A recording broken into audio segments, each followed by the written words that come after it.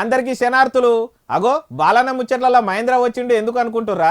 మా బాలన్న చెప్తినడా ఇంత షియ ముక్కలు తినడట, జ్వరం వచ్చింది, అందుకే ముచ్చట్లు నన్ను చెప్పమన్నాడు. ఇక మన ముచ్చట్లలో మొదలు ఏముంటాయి, నెత్తిరాతలు హెడ్లైన్సే కదా, చూద్దాం పాండ్రి. సెంట్రల్ సర్కారు బీసీ లెక్కల కోసం సీఎం రేవంత్ ఆలు వెయిటింగు. తొందరగా చెప్పకపోతే ఢిల్లీకి పోయి చేస్తాడట వాళ్ళతోని ఫైటింగు. ఏపీలో ఈ 15 ఆగస్టుకే వస్తుందట మహిళలకు స్వాతంత్రం. నందమూరి బాలకృష్ణ ఇంటామె చెప్పింది ఈ ఇచ్చంత్రం. సిద్దిపేట జిల్లాను ఒక్క తీరుగా జోపుతున్న కొత్త దొంగలు. వాళ్ళ కోసమే నిద్రపోకుండా జల్లెడ పడుతున్నారట పోలీసులు. లంచాలకు అలవాటు పడ్డం స్వారీ అంటున్న ఉద్యోగులు. ఎన్నిసార్లు దొరికినా బల్ల కింద పెడుతున్నారట మల్ల చేతులు. లగ్గాల సీజన్లో రోజు కింద తగ్గుతున్న బంగారం. మరి మన మహిళామణులకు అదే కదా సింగారం. ఇప్పుడు మాకు లెక్కలు తేలుస్తారా లేదా, మేము ఎలక్షన్లు పెట్టుకోవాలి, లేకపోతే మంచిగుండది, జరగా లెక్కల పనిని ఉడగొట్టురు అని ఢిల్లీలో లీడర్ల వెంబడి పడుతున్నారట తెలంగాణ 3 రంగుల జెండా పెద్ద లీడరు. అయ్యో ఎవలా లీడరు? మన ఎలక్షన్లకు ఢిల్లీలో లీడర్లకు ఏం లెక్కలు ఉంటాయంటే మీరే చూడుర్రి. లోకల్ ఎన్నికలు, సర్పంచ్ ఎలక్షన్స్ జల్దీన జరపాలని మస్తు తంటాలు పడుతున్నారట తెలంగాణ మలి ముఖ్యమంత్రి రేవంత్ సారు. ఇందుకోసం ఢిల్లీకి పోయి మొన్నటిదాకా సెంట్రల్ సర్కార్ వెంబడి పడితే ఇప్పుడు ఫోన్లు చేసి పని ఏడిదాకా వచ్చిందో అరుచుకుంటుండట. తెలంగాణలో వెనుకబడిన తరగతులకు 42% రిజర్వేషన్ తోటే లోకల్ ఎలక్షన్ చేస్తా అని పట్టుబట్టిండట. అందుకోసం బీసీలకు 42% రిజర్వేషన్లు కల్పించుకుంటా అసెంబ్లీ ముద్రగుద్దిన బిల్లుకు పచ్చజెండా ఊపాలని కేంద్ర ప్రభుత్వం ఇచ్చేందుకు పోయి వచ్చిండు అన్నట్టు. మరి ఇటేమో హైకోర్టు 90 రోజుల్లో లోకల్ ఎలక్షన్ జరపాలని, 30 రోజుల్లో రిజర్వేషన్లు ఖరారు చేయాలని బల్ల గుద్ది చెప్పవట్టే. వాళ్ళేమో అటు ఆపవట్టే, మధ్యలో షెయి సర్కార్కు మధ్యలో జరువు కావట్టే.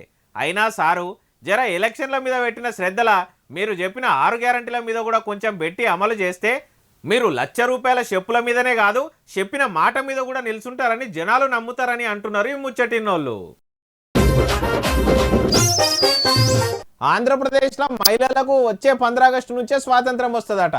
అగో ఇప్పుడు అమలక్కలకు దేశంలో స్వాతంత్రం లేదా అంటే ఏమో, మరి గా విషయం ఏందో గట్ల అన్నదేవలో మీరే చూడుర్రి.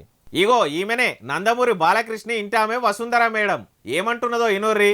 ఈ ఆగస్ట్ 15 నుంచి మనకి ఫ్రీ బస్ రైడ్ అండి. సో ఆ రోజు ఆగస్ట్ 15 మన దేశానికి స్వతంత్రం వచ్చింది. ఇవాళ ఆగస్ట్ 15 నుంచి మన ఆడవాళ్ళందరికీ స్వతంత్రం వచ్చిందండి విత్ ఫ్రీ బస్ రైడ్. ఇన్నారుల్లా మన దేశానికి ఆగస్టు 15కు స్వాతంత్రం వచ్చినట్టు ఏపీలో ఈ 15 ఆగస్టు నుండి మహిళలకు ఫ్రీ బస్సు పథకం మొదలవుతుంది కాబట్టి అప్పటి నుంచే వాళ్లకు స్వాతంత్రం వచ్చినట్టు అని చెప్పుకొచ్చింది. మరి అంటే ఇంతకు మునుపు ఏపీలో మహిళలు ఎట్లా ఉండే మేడం? ఫ్రీ బస్సు పథకం కూడా రాష్ట్రం మొత్తం కాకుండా ఏ జిల్లాకు ఆ జిల్లానే అని పడుతుంది. ఎలక్షన్ హామీలు అట్లా చెప్పలే కదా అంటున్నారు. జర గట్లనే పెద్దాపురం కామందుల చెరల ఇరుక్కొని పోయి పాడు పనులు చేపిస్తున్న అమలక్కలను కూటమి సర్కార్ బయటకు తెచ్చి పునరావాసం కల్పిస్తే సర్కార్ వాళ్ళకు కూడా మంచి చేస్తే స్వాతంత్రం ఇస్తే మంచిగా ఉంటుందని అంటున్నారు. షెయి సర్కారు చెరువులు కబ్జా చేసిన వాళ్ళ ఎంబడి పడి హైడ్రా పేరుతో సాఫ్ చేస్తుంటే ఏమో అనుకున్నాం కానీ ఇప్పుడు నట్టనడి ఊర్లో కూడా చెరువులు తయారు చేస్తున్నారని ఎవ్వలకు కూడా తెలియదు. అగో నట్టనడి ఊళ్ళో చెరువులేడ తయారు చేస్తారు, ఊకో మహేంద్ర అంటారా? మీరే చూడుర్రా కథ. అగో బస్సులన్నీ చెరువులకు తోలుకపోయినరు, శ్రావణ మాసం వచ్చిందని ఆర్టీసీ ఆఫీసర్లు బర్లను గడిగినట్టు ఇట్లా గడుగుతున్నారా ఏంది అనుకునేరు. ఇది వాళ్ళు చేసిన పని కాదు, అది చెరువు కాదు, హుస్నాబాద్ బస్టాండు. అవును, అది మంత్రి పొన్నం సారు ఇలాకాలో ఉన్న బస్టాండు కమ్ చెరువు తల్లి. హుస్నాబాద్లో ఏ చిన్న వాన పడ్డా నీళ్లు బయటకు పోనీకి తొవ్వలేక గిట్ల అవుతుందట. ఇక దీంతో బస్సు ఎక్కనికి వచ్చిన వాళ్ళకు ఇంటికాడ కాకుండా బస్టాండ్లా మళ్ళా తానం చేసినంత పని అవుతుందట. ఇది మస్తు రోజుల సంధి గిట్లనే ఉన్నదట. మరి ఇప్పుడే వచ్చిన పసిగుట్టు ప్రభుత్వం అనే షెయి సర్కారు ఈసారి కాకపోయినా వచ్చే వానాకాలం లోపల ఈ పని కథం పెట్టుతుందో లేదో చూడాలి అంటున్నారు అక్కడి జనాలు. మరి చూడాలే మంత్రి పొన్నం సారు పనితనం ఏందో. సిద్దిపేట జిల్లాలో మళ్ళా దొంగల సప్పుడు మొదలైందుల్లా. జర ఇంటికి తాళం వేసేటన్న వేటోళ్ళు ముందుగాలనే ఇంట్లున్న పైకం బంగారం పైలం చేసుకొని పోన్రి. ఎందుకు చెప్తున్నా అంటే చెప్పుడు కాదు, మీరే చూడుండ్రి. వారం 10 రోజుల సంధి సిద్దిపేట జిల్లాలో దొంగలు దసరా దీపావళి పండుగ చేసుకుంటున్నారు. ఇంటికి తాళం కనబడితే చాలు రాత్రికి గోడలకు రంధ్రాలు పెడుతున్నారు.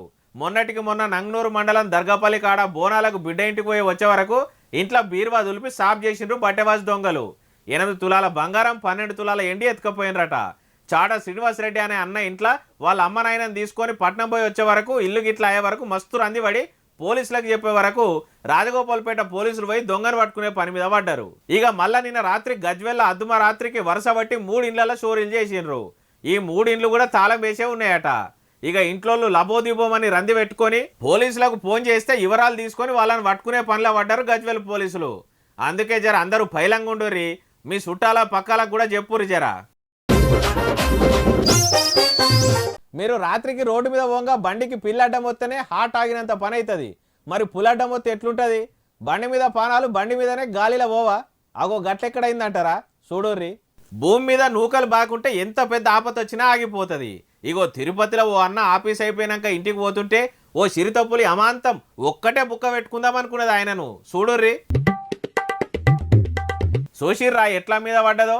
వెనక వస్తున్న కార్ కెమెరాల రికార్డ్ అయింది ముచ్చట. ఎత్తుకపోదామని మీద పడ్డది కానీ ఆఖరకు శ్రావణ మాసం ఇల్లంతా గడిగినా అని వాళ్ళ ఇంటి ఆమె గుర్తు చేసిందో ఏమో ఇడిచిపెట్టిపోయింది. ఇక మరి ఆఖరకు అన్న పొద్దుగాలేసి ఎవరి ముఖం చూసిండో గాని ఆవుసు గట్టిగున్నది అనుకుంటుర్రి ముచ్చట చూసిన వాళ్ళు. శ్రావణ మాసం వచ్చింది, ఇక కోళ్ళు గుడ్లు ఎవరు తినరు, దొరికిందే సంద అనుకున్నదేమో కొండశిల్వ. మెల్లగా 2-3 కోళ్ళను కడుపులు వేసుకొని ఉన్నకాడికి గుడ్లు మింగి మంచి దావత్ చేసుకొని అనుభవించు రాజా అన్నట్టు అక్కడనే వండుకున్నది. అగో కొండశిల్వ ఎక్కడ దావత్ చేసుకున్నది అంటే మీడే చూడుర్రి. చూస్తున్నారులా, కోళ్ళగూడులకు వచ్చి 2 కోళ్లను మింగి బోనులనే పండుకున్నదట ఓ కొండశిల్వ. మహబూబాబాద్ జిల్లాలో అయింది ముచ్చట. కొత్తగూడెం మండలంలో గుంజేడు ముసలమ్మ జాతర ప్రతి శుక్రవారం పెద్దగా చేస్తారట. ఇక జాతర కోసం ఓ దుకాణమైన కోళ్లు తెచ్చి గూటిలో పెడితే కొండశిల్వ తినిపెట్టింది.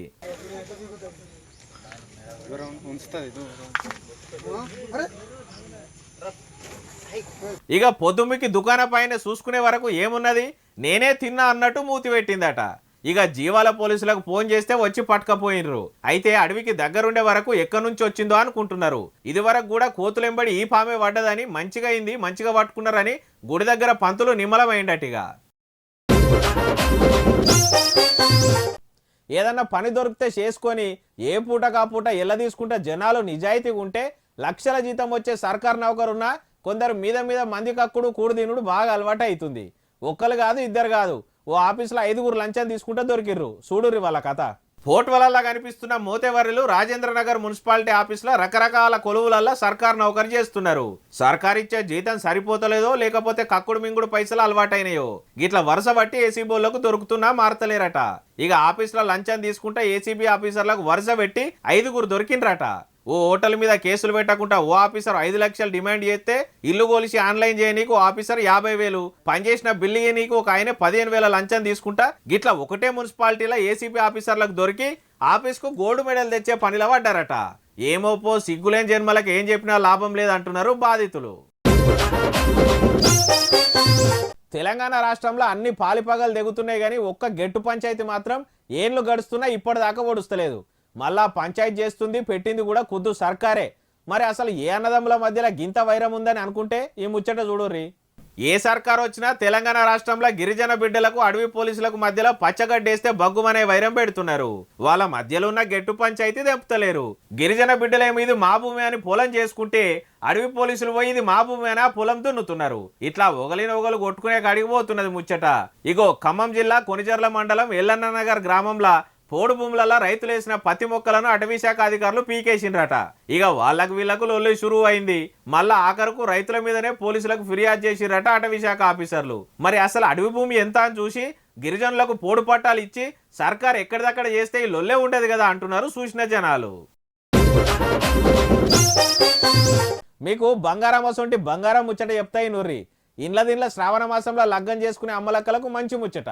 అగో గింత ఊరిస్తున్నాడు, ఇంతకు ఏం ముచ్చట మహేంద్ర అంటారా? మీరే చూడుర్రి. మొన్నటిదాకా అల్కతోని 1,00,000 మీద మొలకలేసిన బంగారం ధర ఒక్కపారే 5,000 మీద తగ్గిందట. మరి ఇప్పుడు వశం కాకుండా లగ్గాలున్నాయి కదా 2-3 నెలలు.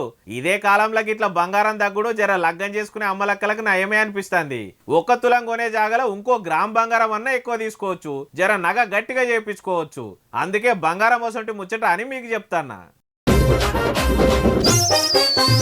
ఇగో ఇవి అలాంటి ముచ్చట్లు. మళ్ళా రేపటెల్లుండి ముచ్చట్లతోటి మళ్ళా కలుద్దాం. అందరికీ శనార్థులు.